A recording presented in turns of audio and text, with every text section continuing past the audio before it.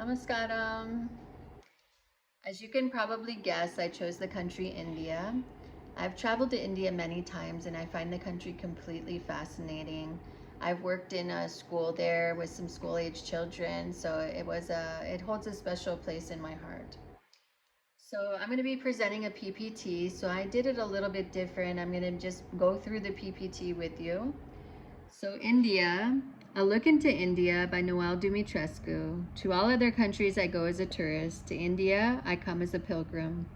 And this is so true. I've done many pilgrimages in India, and they're always very interesting, and it's a very spiritual country.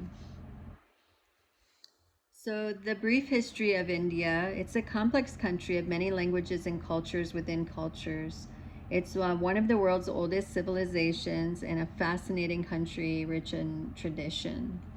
I broke down the history of India into a couple different areas, starting here with the ancient origins, dating back 7000 BC, although some people do believe that it goes back much further than that. During this time, the caste system was introduced, and as well as Buddhism.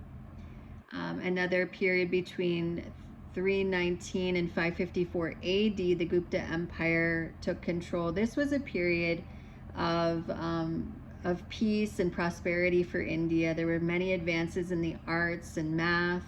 The decimal system was introduced, and at 1554 AD, the Gupta Empire collapsed. Between 1400 and 1707, the Mughal dynasty was introduced, which introduced many Persian and Arabic influences in art and music. After 1498, when the Portuguese arrived, the British also arrived. There were many European countries here trying to take over India. So this was a period that was very difficult for India.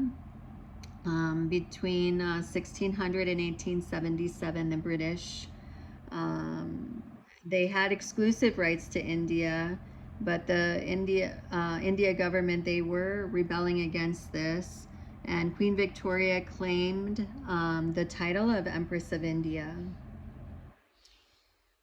To continue on to Mahatma Gandhi, who's such a powerful influence on India. He came back, he had left for some time, he came back to India in 1920, and he began a campaign of nonviolence against the British.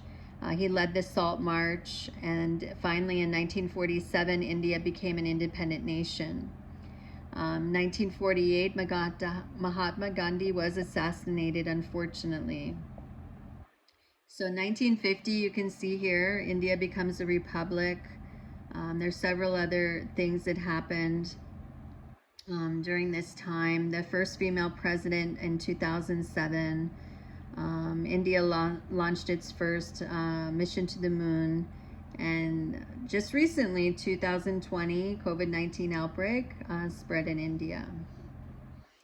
So you can see the location of India. This is the world here. This is India. And to put it up a little bit closer so you can get a better idea, the Bay of Bengal is here, the Indian Ocean, the Arabian Sea. Down here is Sri Lanka, so the bordering country, Sri Lanka, Pakistan, Nepal, and China over here. And then you have Myanmar and Bangladesh to the east. So it's surrounded all by ocean.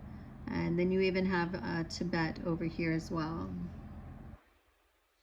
The education system in India, The education system in India, as far as elementary and secondary schools go, I got the information mainly from the book that we use for class. There's 2 levels of elementary education: lower primary, classes 1 through 5, and then there's higher primary, classes 6 through 8. Unfortunately, in India, children leave school in agriculture to go into agriculture and other industries, and the dropout rate is pretty high. It's 49% before finishing class 5.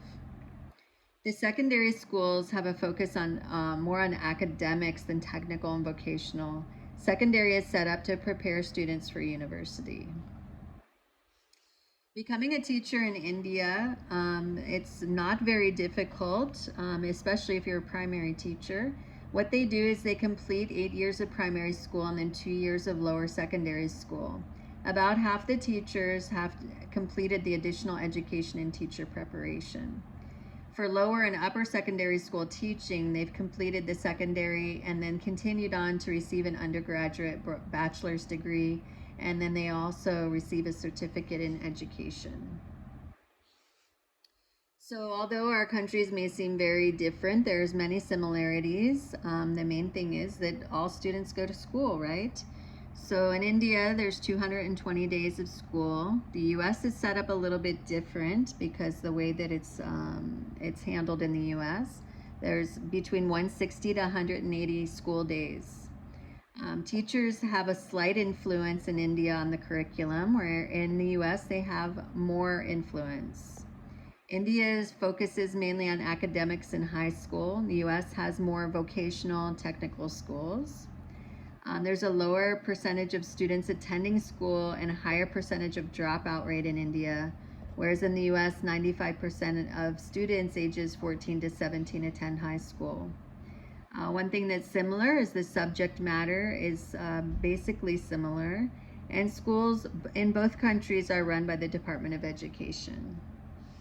Here are my references. So again, I would like to thank you for listening to my presentation on India. I actually did learn quite a bit, and it was very interesting, and I appreciate the time. Thank you.